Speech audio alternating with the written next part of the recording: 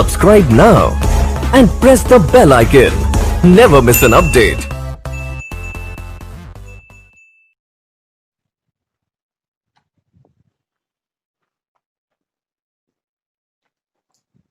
Good morning everyone. आज दिनांक 18 सितंबर 2020 और आज हमको पढ़ना है आणविक सूत्र या अणुसूत्र। आणविक सूत्र क्या होता है या अणुसूत्र क्या होता है? तो आणविक सूत्र क्या होता है ये आप जानते हैं, लेकिन इसकी परिभाषा आपको नहीं पता है। तो देखिए, ऐसा सूत्र जिसके द्वारा, ध्यान दीजिएगा, ऐसा सूत्र जिसके द्वारा यौगिक के एक अणु में, ध्यान देना, ऐसा सूत्र जिसके द्वारा यौगिक के एक अणु में उपस्थित तत्वों की परमाणुओं की संख्या का बोध होता है, वह क्या कहलाता है? अणुसूत्र या आणविक सूत्र कहलाता है। ध्यान दीजिए, जैसे कि हम बात करें ग्लूकोज की, तो ग्लूकोज का जो सूत्र होता है C6H12O6 होता है। ग्लूकोज का जो अणुसूत्र होता है वो क्या होता है? C6H12O6 होता है। इसका मतलब है कि ग्लूकोज का ये क्या है? एक अणु है। ग्लूकोज का जो अणुसूत्र होता है वो C6H12O6 होता है। इसका मतलब है कि यह ग्लूकोज का क्या है? एक अणु के बराबर है। ग्लूकोज का ये एक अणु है। तो भी किसी भी ऐसा सूत्र जिसके द्वारा कि किसी भी यौगिक में एक अणु में तत्वों की परमाणुओं की संख्या का बोध होता है, वही क्या कहलाता है? अणुसूत्र या आणविक सूत्र कहलाता है। अब अणुसूत्र या आणविक सूत्र, अब इसमें यह समझिए जैसे कि इसके एक अणु में कार्बन, हाइड्रोजन और ऑक्सीजन का अनुपात इसने बताया है कि कार्बन कितने हैं? 6 है। हाइड्रोजन कितने हैं? 2 है। और ऑक्सीजन कितना है? कार्बन 6 है, हाइड्रोजन 12 और ऑक्सीजन 6। लेकिन इसका जो मूलानुपाती सूत्र आया वो क्या आया? CH2O। ये इसका क्या है? अणुसूत्र। लेकिन इसका जो मूलानुपाती सूत्र होता है CH2O। तो जाहिर सी बात है, आप समझ गए हो कि अणुसूत्र में जब भी बात होगी तो उस यौगिक के एक अणु में बात होगी।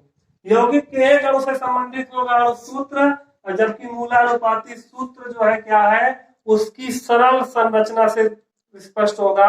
उसका सरलतम जो रूप होगा वो क्या होगा? मूलानुपाती सूत्र।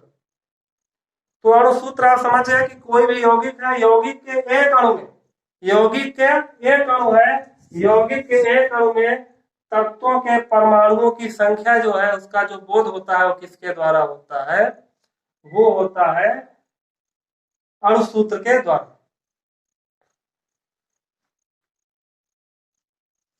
चलिए हम नोट करते हैं, आगे इसकी परिभाषा लिख लेते हैं।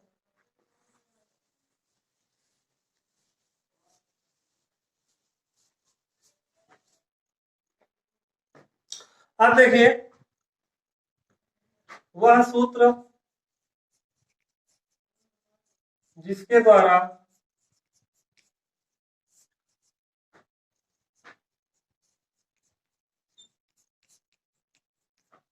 यौगिक के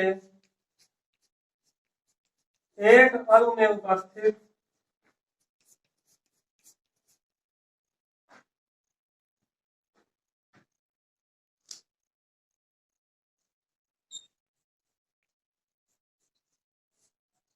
तत्वों के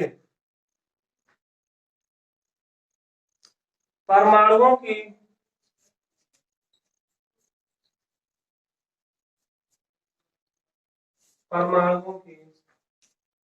वास्तविक संख्या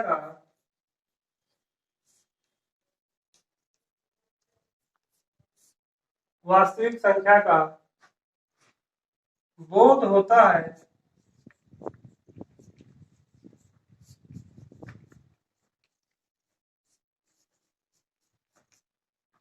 अणुसूत्र कहलाता है।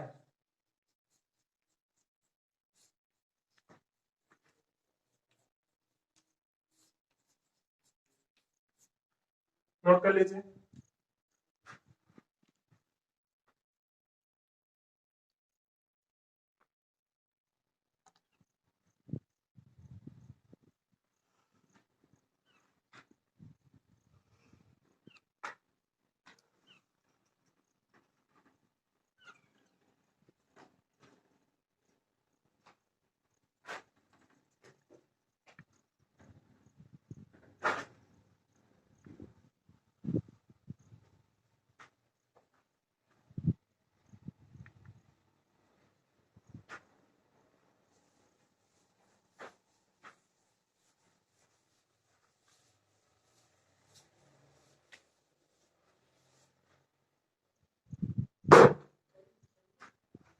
अब देखिए इसका जो आणविक सूत्र का सूत्र होता है, यौगिक का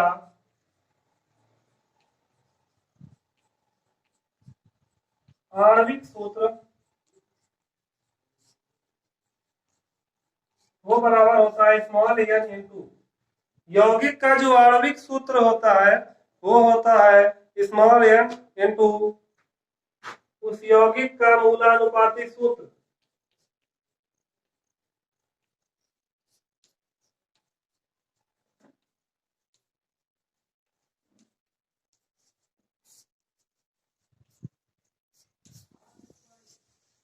अगर हमको किसी यौगिक का आणविक सूत्र ज्ञात करना है तो उसके लिए हमको क्या प्राप्त होना चाहिए, स्मॉल एन, और स्मॉल एन के अलावा क्या है उस यौगिक का मूलानुपाती सूत्र।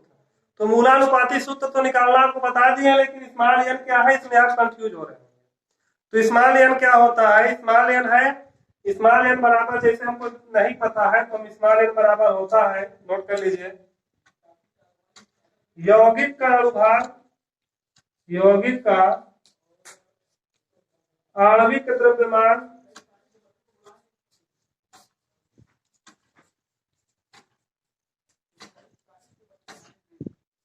ब्रैकेट में अणुभार, यौगिक का आणविक द्रव्यमान ब्रैकेट में अणुभार बटे, बटे क्या होता है, यौगिक का मूलानुपाती सूत्र द्रव्यमान, यौगिक का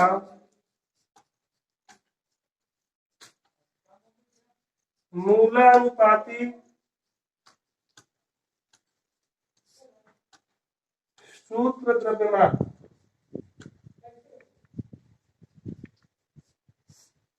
ये स्मॉल एन निकालने का तरीका है। जो आपका आणविक सूत्र निकालने का सूत्र होता है वो होता है स्मॉल एन इनटू उस यौगिक का जो भी होगा मूलानुपाती सूत्र। और स्मॉल एन कैसे निकलेगा, उसके लिए यौगिक का अणुभार, यौगिक का अणुभार और बटे में यौगिक का मूलानुपाती सूत्र द्रव्यमान, और यौगिक का अणुभार आपको क्या दिया है, उसमें जो है जो भी सवाल होगा उसमें यौगिक का आणविक सूत्र, आणविक जो भार होगा, जो औसत पर या तो आणविक भार देगा या तो आणविक द्रव्यमान देगा या अणु भार देगा या औसत आणविक द्रव्यमान देगा। तो कोई पॉइंट ऑफ कंफ्यूज नहीं होना, स्मॉल एन निकालने का सूत्र ये है, नोट कर लीजिए इसे।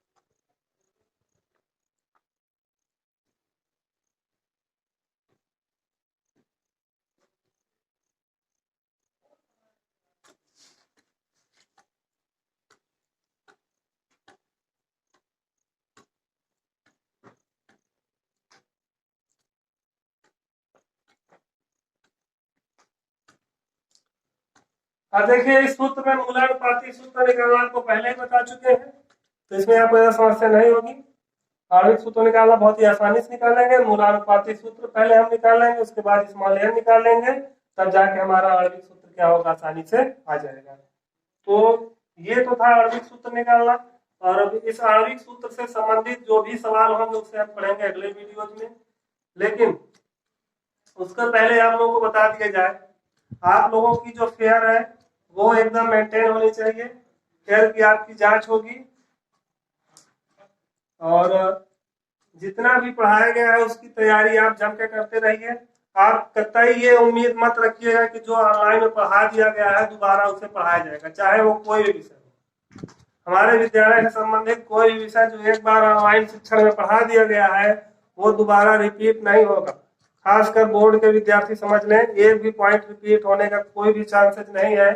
तो जितना पढ़ाया गया है, किसी भी टीचर ने पढ़ाया हो, किसी भी अध्यापक ने पढ़ाया हो, वो आपकी नैतिक जिम्मेदारी बनती है कि यदि उन्होंने इतनी मेहनत की है तो आप उसको जो करें गेन करें, और ऐसी कंडीशन ना आए कि आपको दोबारा फिर बैक में जाना पड़े। क्योंकि यदि आप एक बार बैक में चले जाते हैं, जो पाठ्यक्रम यदि आप उससे पीछे चले जाते हैं, तो फिर आप जो है उसका बैकअप जो है बोर्ड एग्जाम तक नहीं कर पाएंगे।